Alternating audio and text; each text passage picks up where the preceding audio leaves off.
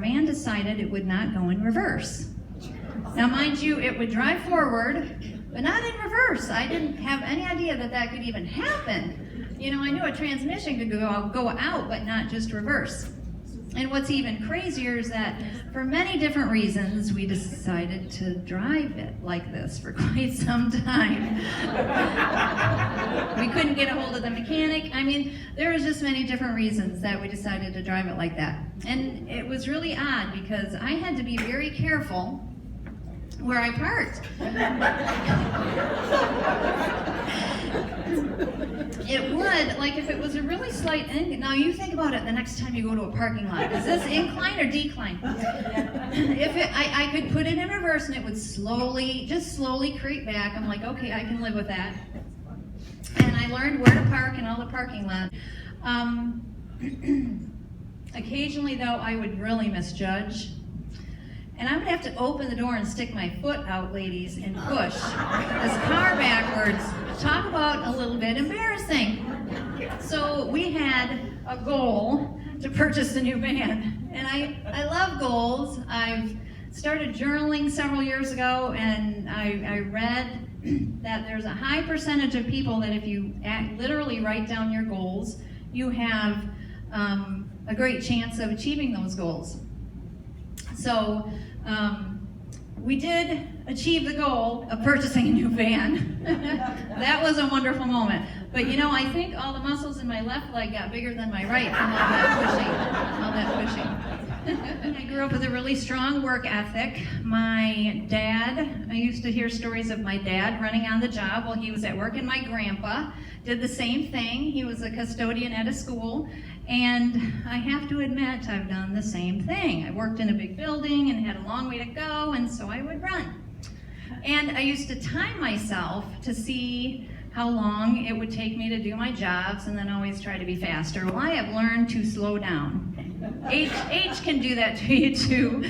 But I heard just the neatest thing, and I don't remember where I found it. But I know you know half of it. So the early bird gets the worm, but the second mouse gets the cheese. I had a brother who was a hemophiliac. He had a bleeding disorder where his blood wouldn't work like ours, and he had to have medicine. He had to have shots to make his blood work like ours. It was really transfusions. It was really other people's blood to make his work correctly. And of course, they did not screen their donors like they do now. It was back in the 80s. And unfortunately, all the hemophiliacs at that time contracted HIV, along with my brother. And after several years, he had AIDS, full-blown AIDS, and became ill in a hospital bed in our living room, and had a little girl. So my son at the time that my brother was sick was 4, and his daughter was 2.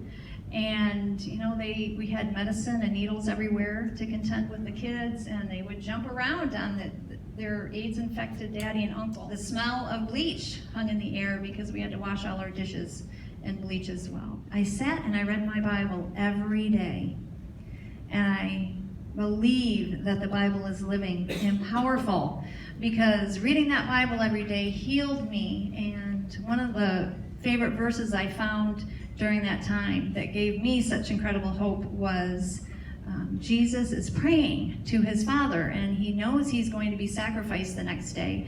And he said, "Father, now my heart is troubled. What shall I say? Father, save me from this hour? No, this is the very reason I came to this hour. Father, I will glorify your name." And I clung to that verse. I clung to that verse because I thought, if Jesus can face death and trust his Heavenly Father, then I could face all those trials that I had gone through, and that I could be okay. Proposed to me in a West Branch China Inn by putting "Will you marry me" in the fortune cookie. Isn't that the sweetest thing? So sweet.